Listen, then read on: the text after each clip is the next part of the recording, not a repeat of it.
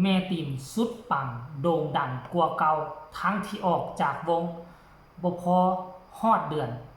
มาไล่เต็มมือทุกมื้อทุกวันทั้งที่ปิดฤดูกาลก็ยังว่าได้รับงานเกือบทุกมื้อ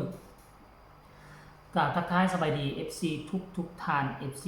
ทุกคนเนาะมาพบพ่อกันช่วงสายๆบ่ายๆคือดังมื้อนี้อากาศก็ค่อนข้างว่าอบอ้าวถึงว่ามันจะบ่มีแสงแดดแต่ว่ามันก็มีความร้อนอบอ้าวเพราะว่าเมื่อคืนนี้มีฝนฟ้าคะนองตกตลอดทั้งคืนและมื้อนี้อยู่ทั้งฝากฝั่งของประเทศลาวหลายหม้องหลายที่ก็น้ำท่วมขังเนาะบ่ว่าจะเป็น4แยกหลายสายเส้นทางถนนอยู่ตามนครหลวงเวียงจันทน์ก็คือเกิดปัญหาน้ำท่วมขังบ่ฮู้ว่าพี่น้องทางฝั่งไทย FC คอหมอลำของพวกเฮาอยู่ทางบ้านทานเป็นจังใดมีน้ำท่วมขังคือดังอยู่แถวบ้านเจเบาเลาหรือบ่เนาะข้อมูลข่าวสารมื้อนี้มีข้อมูลข่าวสารเกี่ยวกับฝากฝั่งของศิลปินรุ่นใหญ่ชื่อว่าแม่ติ๋มกุสุมาเป็นอดีตนักร้องหมอลำที่ประจำอยู่วงสาวน้อยลำเพลินโชว์เนาะหลังจากที่ปิดฤดูกาลไปเพิ่นก็ได้ลาลงโดยที่บ่เซ็นสัญญาต่อกับบอสโจ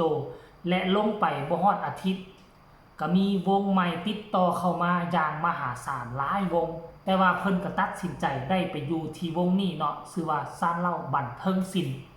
ปัจจุบันนี้ซ่านเล่าบันเทิงศิลป์ก็ได้ปิดฤดูกาลไปเป็นที่เรียบร้อยแล้วแต่ว่าเพิ่นก็มีการรับงานนอกเนาะมีการปรับขนาดเวทีปรับเฮ็ดให้เป็นแบรนด์ที่สามารถรองรับในการเล่นคอนเสิร์ตในช่วงฤดูฝนนี้และหนึ่งในศิลปินที่ซ่านเล่าบันเทิงศิลป์เอาไปเป็นศิลปินรับงานคอนเสิร์ตนั่นก็คือแม่ติ๋มกุสุมานั่นเองท่านผู้ชมเนาะจะเห็นได้ว่าแม่ติ๋มหลังจากที่ลาลงจากวงเก่าก็ถือว่าดังแล้วก็เปี้ยงปั้งกว่าเก่าเอาตัวใดมาเป็นตัวชี้วัดนั่นก็คือถึงแม้ว่าปิดฤดูกาลแต่แม่ติ๋มก็ยังมีงานให้เฮ็ดเกือบทุกมื้อได้มาไล่น้ำจิตน้ำใจได้ค่าจ้างจากซ่านเล่าบันเทิงศิลป์เกือบทุกงานบ่แม่นว่าเกือบทุกงานทุกงานเลยที่มีแม่ติ๋มไปออกงานนำและที่สำคัญก็คือบรรดา FC แฟนคลับยังเหนียวแน่นบ่ป้าบ่ทิ่มแม่ติ๋มโดยสังเกตได้คือจังไดสังเกตได้คือนี่คอนเสิร์ตเมื่อคืนนี้สิ่งที่แม่ติ๋มได้นั่นก็คือนี่มาลัยถ้าเบิ่งรูปแล้วมาลัยอาจจะบ่กล่องใหญ่กล่องโตแต่เบิ่งตามจำนวนแล้วเกือบฮอดหมื่นได้ทานผู้ชมหลักหมื่นได้โอ้มีเงิน1 2 3 4 5 6 7 8 9 10โอ้ยเกือบครึ่งหมื่นก็แล้วกันถ้ามาเปรียบเทียบแล้วตอนที่แม่ติ๋มอยู่ในวงเก่าวงเดิมปิดฤดูกาลไปคือบ่เห็นแม่ติ๋มเคลื่อนไหวไปออกงานนอกหรือว่าค่อยเข้าใจผิดหรือว่ามีหรือค่อยบ่ได้ติดตามแต่ตามที่ค่อยสังเกตเบิ่งน่ะตอนที่หมอลำเข้าพับบ่ค่อยเห็นแม่ติ๋มนะเห็นแต่พระเอกนางเอกคนที่โด่งคนที่ดังคนที่หน้าตาดีคนที่นุ่มน้อยได้ไปออกงานแต่ว่าแม่ติ๋มดังที่แม่ติ๋มกล่าวเอาไว้ว่าอยู่แล้วสบายใจอยู่แล้วเฮามีคุณค่าอยู่แล้ววงนั้นเห็นคุณค่าของพวกเฮาก็สามารถยืนอยู่ในวงนั้นต่อไปได้แต่ถ้ามันอยู่แล้วมันบ่มีคุณค่าแม่ติ๋มก็บ่สามารถอยู่ได้ดังนั้นอันนี้เป็นสาเหตุหลักที่เฮ็ดให้แม่ติ๋มลาลงจากวงเก่าแล้วไปขึ้นจากวงใหม่วงใหม่ให้ความสำคัญเห็นความสำคัญยกสูงเอาแม่ติ๋มเป็นแม่พญาคนหนึ่งประจำวงของเขาดังนั้นแล้วเฮาจึงเห็นแม่ติ๋มไปสร้างสรรค์ผลงานอยู่ในวงใหม่ได้ดีกว่าวงเก่านั่นเองหลังจากที่แม่ติ๋มออกมาเคลื่อนไหวแบบนี้เนาะขอขอบคุณว่าซั่นแฮชแท็กทีมงานผู้บริหารซ่านเล่าบันเทิงศิลป์และห้านเป็นอย่างนี้ห้านโฟกพระห้านโฟกพระนครรัชดาขอบคุณมาลัยออนไลน์จากผู้ใดเนาะพินิเยอรมันและกำลังใจทั้งด้านหน้าเวทีหลายๆเด้อจ้าขอให้ได้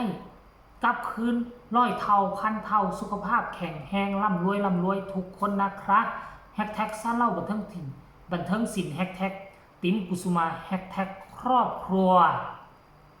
หลังจากเห็นแม่ติ๋มโพสต์และพร้อมกับเอารูปลงแคปชั่นแล้วนี่คนก็เข้าไปถล่มคอมเมนต์ให้กำลังใจอย่างล้นหลามเดี๋ยวเจบอลเราจะไปยกจัก 2-3 คอมเมนต์มาให้ทุกคนฟังก็แล้วกันว่า FC แฟนคลับเขาจะมีคำคิดคำเห็นคือแนวใดเนาะคอมเมนต์นี้บอกว่าคนดีอย่างแม่ติ๋มอยู่ใสก็มีแต่ความเจริญเฮงๆปังๆครับแม่ติ๋ม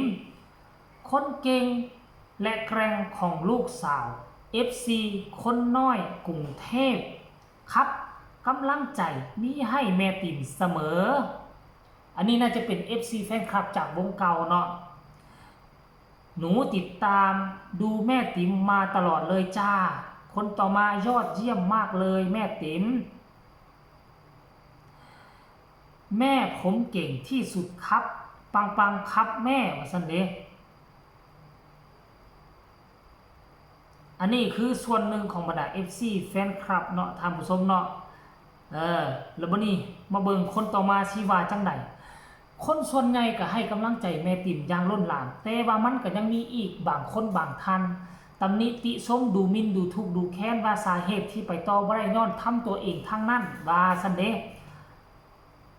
ราตรียาวเข้ากับแม่มากสวยๆค่ะว่าซั่นเด้ก้าวหน้าก้าวไกลครับว่าซั่นเด้ก้าวหน้าก้าวไกลสีเขียวเหนียวทับจ้าเฮงๆปังๆเด้อว่าซั่นว้าวว่าซั่นเด้ใส่แล้วงามคักแม่ชุดสีเขียวอันนี้เขาเจ้าคอมเมนต์ในชุดสีเขียวที่แม่ติ๋มใส่ติดตาม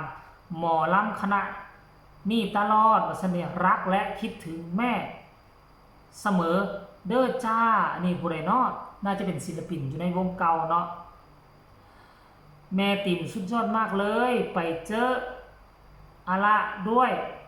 อยู่กับอาละเฮงๆปังๆรวยๆภาระของแม่นี่ภาระของล่าน้อยจ้ามันเด้อค่ะงามหลายว่าซั่นเด้ท่านผู้ชมมีทั้ง FC หน้าเก่ามีทั้ง FC หน้าใหม่เข้ามาแสดงความยินดีดีอกดีใจนำแม่ติ๋มที่ย้ายจากวงเก่ามาอยู่วงใหม่โด่งดังเปียงปังมีมาลัยเข้ามาเกือบทุกมื้อเกือบทุกวันแม้กระทั่งว่าปิดฤดูกาลไปก็ยังมีงานก็ยังมีเงินเข้าทุกมื้อขอแสดงความยินดีกับแม่ติ๋มมาณที่นี่ก็แล้วกันอยู่แล้วสบายอกสบายใจเงินคำกำแก้วไหลมาเทมากระจงอยู่บอนนั่นสิ่งที่เจ้าเว้ามันบ่เหนือความเป็นจริงเนาะฝากทุกคนกดไลค์กดแชร์กดติดตามให้แน่เพื่อจะบ่พลาดในคลิปต่อไปที่สำคัญอย่ากดข้ามโฆษณาพบกันใหม่ในคลิปหน้าสำหรับคลิปนี้ขอกล่าวคำว่าสบายดี